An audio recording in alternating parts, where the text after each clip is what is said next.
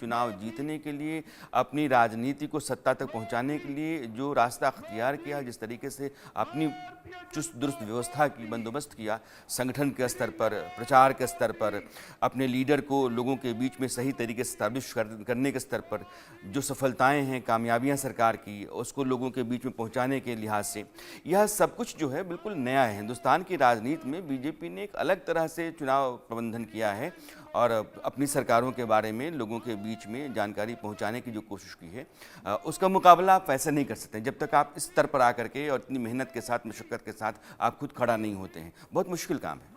अच्छा, जितनी बड़ी जीत होती है उतना बड़ा ही जश्न होता है, और ये जो जश्न है इसमें लगातार भारत माता की जय, भारतीय जनता पार्टी और मोदी के नारे लगातार गूंज रहे हैं राणा सर। और पीएम मोदी की बॉडी लैंग्वेज बता रही है कि जीत कितनी शानदार है। अब आप रचना ये समझिए ना कि नरेंद्र मोदी, फर्ज कर लीजिए कि 3 कार्यकाल इनके हो जाएंगे 2029 तक, और इस बार अगर बीजेपी नहीं आती और 2029 के बाद नरेंद्र मोदी कहते कि मैं चुनाव नहीं लड़ूंगा, तो यह इतिहास में लिखा जाता है कि नरेंद्र मोदी के 3 बार प्रधानमंत्री रहने के बाद भी दिल्ली में बीजेपी की सरकार नहीं आई। हाँ। आप दिल्ली से देश चलाते हैं और दिल्ली में आप नहीं आ पाते हैं, यह बात भी नरेंद्र मोदी ने खत्म कर दी। किसी गुंजाइश भी हटा दो, अब यहाँ भी दिल्ली में भी बीजेपी की सरकार, इसलिए इस जीत के मायने बहुत हैं। इस जीत के मायने हैं, और प्रधानमंत्री नरेंद्र मोदी की अब साफ पिक्चर्स मिलनी शुरू हो गई हैं, एकदम करीब से तस्वीरें। आप देखिए, जेपी नड्डा ठीक बराबर में है, प्रधानमंत्री नरेंद्र मोदी यहाँ हाथ जोड़कर अभिवादन स्वीकार कर रहे हैं, हाथ हिलाकर अभिवादन स्वीकार कर रहे हैं। वो जानते हैं कि बीजेपी कार्यकर्ताओं में जोश बहुत है, और ये वो कार्यकर्ता हैं जिन्होंने ग्राउंड पर जाकर काम किया है, जिन्होंने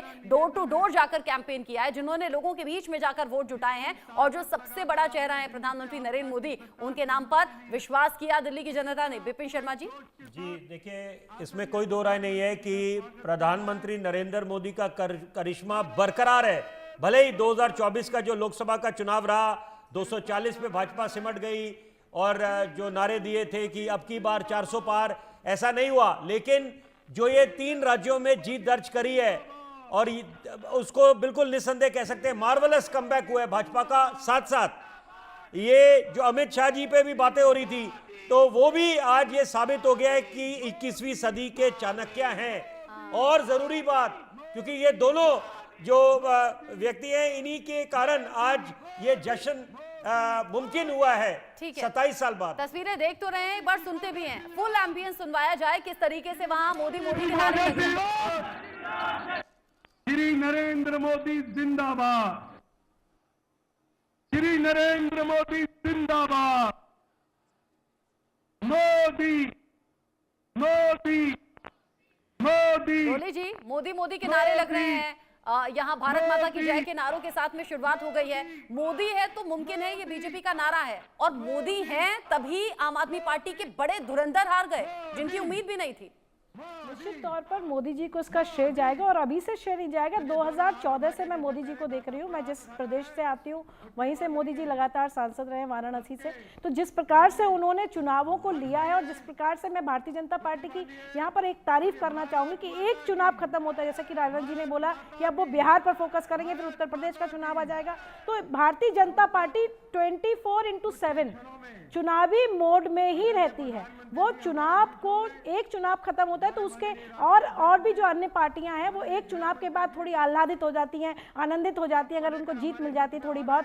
मैं तो देख रही थी आज कांग्रेस के लोग बिना जीत के भी नाच रहे थे। तो ये भी एक मैं कहूँगी मानसिक अवस्था है, अजीब सी मानसिक अवस्था है। मैं इसको सकारात्मक इसलिए नहीं कहूँगी कि लगातार हार के बाद भी ये लोग नाच रहे, गा रहे हैं। तो प्रभु इनको सद्बुद्धि दे कि जो भारतीय जनता पार्टी से इनका मुकाबला है, तो प्रथम दिन से अच्छा, दिल्ली को लेकर नारे इस वक्त गूंज रहे हैं, एक बार सुनेंगे। कह रहे हैं दिल्ली को बदल कर रख देंगे, दिल्ली में विकास करेंगे। सुनते हैं क्या वहां पर नारे लग रहे हैं। बदल दिया है दिल्ली दिल से, दिल्ली को खुशहाल करेंगे, मोदी की गारंटी है, दिल्ली को खुशहाल करेंगे, मोदी की गारंटी है। दोस्तों, आपके बीच में आ रहे हैं विश्व के सबसे लोकप्रिय नेता, हमारे नेता, हमारे आदरणीय प्रधानमंत्री श्रीमान नरेंद्र मोदी जी।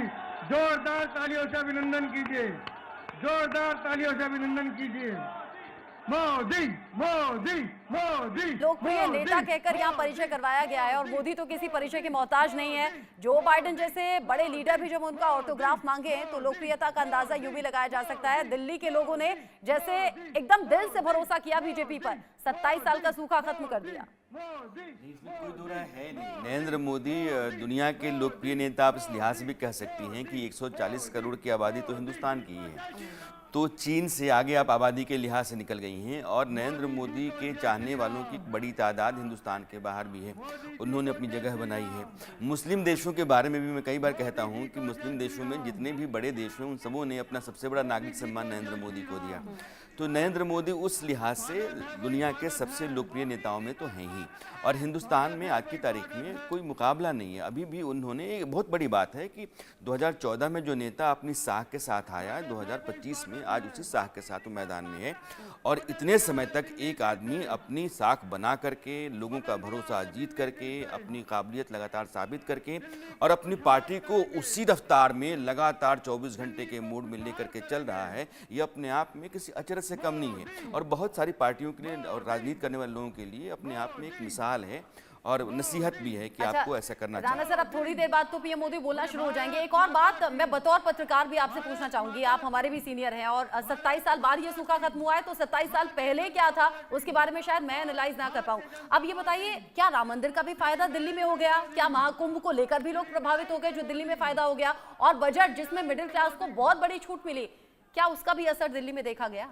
दिल्ली मेट्रोपॉलिटन शहर है और यहाँ देश के तमाम शहरों से लोग आते हैं। इसका मिजाज वैसा नहीं है कि एक किसी घटना को लेकर के यहाँ के लोग अपनी राय बदल दें, बल्कि अरविंद केजरीवाल की सरकार ने पिछले 5 वर्षों में खास करके जो दिल्ली में काम नहीं किया और काम नहीं करने का ठीकरा वो एलजी के ऊपर फोड़ते रहे, पॉल्यूशन, यमुना, गंदगी, सड़क, सीवर, इन सब की बदहाली, बद इंतजामी लोगों को दिखती रही, तो लोगों ने कहा कि नहीं, यह फरेब है। आप जो कहते हैं और आप जो आपका जो किया दिख रहा है, दोनों में बहुत अंतर है, आपके साथ समझौता नहीं हो सकता। उसमें हाँ, बजट का एक रोल है क्योंकि मिडिल क्लास ने बहुत बड़ी भूमिका निभाई है और मिडिल क्लास दिल्ली में हमेशा सरकार को हटाने और बनाने में बड़ी भूमिका निभाता है। मिडिल क्लास प्रभावित रहा होगा बजट से और वो है।